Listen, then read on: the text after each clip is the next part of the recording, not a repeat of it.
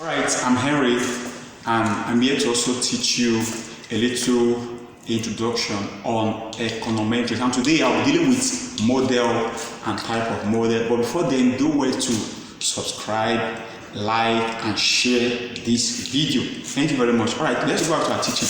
Now I'll be teaching on modeling and the type of model. Now when we talk about model, you must understand what we are trying to talk about, because model in different subjects mean different things, but in econometrics it means a different thing entirely. Now I'm going to be showing you some approach to model in econometrics. Number one, let's go. Model simply means reducing a complex abstraction to a simple reality. In other words, the reason why we introduce model in econometrics is to reduce a complex abstraction, a complex equation into a simple reality. And number two, model simply means reduction of economic complexity to a simplified form given in terms of mathematical equation.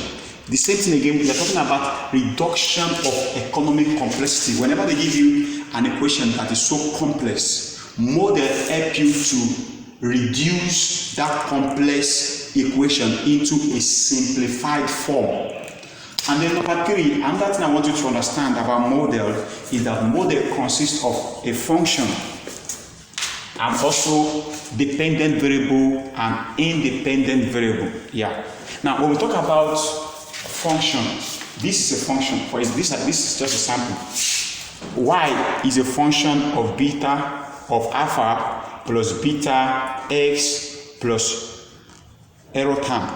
Now this y is a function of all this. Is a function of all this. Y alpha and beta are dependent variable. X is an independent variable. Yu is called an error term. I will explain it more. But let me show you. Let me break this thing down so I can show you what we call all this in econometrics. Now, this sign means alpha. This sign means beta. This sign means error term or random variable. While this term or this sign means independent variable. So this alpha and beta are actually called dependent variable, while this x is called independent variable. Independent variable means they can change. They don't stand on their own. That is it. And then we also have type of model. Type of model, we have two types of model, which are linear econometric model and then non-linear econometric model. Now, when you hear the word linear, what does it mean? Linear econometric model is simply talking about an economic equation or an econometric equation that has a plain relationship between the determinants and between the independent and non-independent. Now what? They have a plain relationship. It's actually a linear relationship. There's no difference in the dependent variable and independent variable. In other words, let me show you a sample here. Linear model. This is a sample. Y is equals to alpha plus beta 1 x1 plus beta 2 x2 plus the error term. Now look at it now. If you notice, this is a dependent variable, and then this is also a dependent variable. This is also what? An independent variable. Now our dependent variable is what? Power 1, and then our independent variable is also what? 1. We go to this other one as well. We have beta 2 x2. So we can see that the dependent variable has a plain relationship with the independent variable. They are both 2, 2. So that's why we call them linear model. In other words, they can work together. When we now talk about the non-linear model, this is when we have power on our equations and then it alters the equation completely.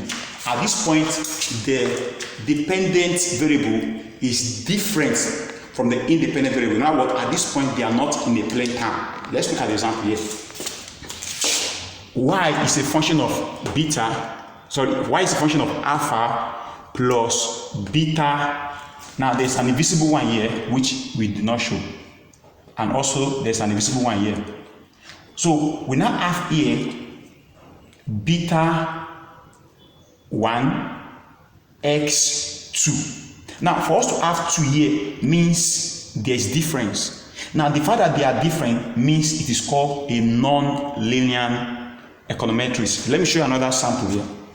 This is y equals to alpha plus beta. So and we have beta x raised to power of 1 over 2. Now our beta here is not having 1 over 2. If it's having 1 over 2, then we can say it's linear. But because it's not having 1 over 2, so that means it is non-linear. Now look at it again. We have beta 2 here and h2. Both of them have 2, 2.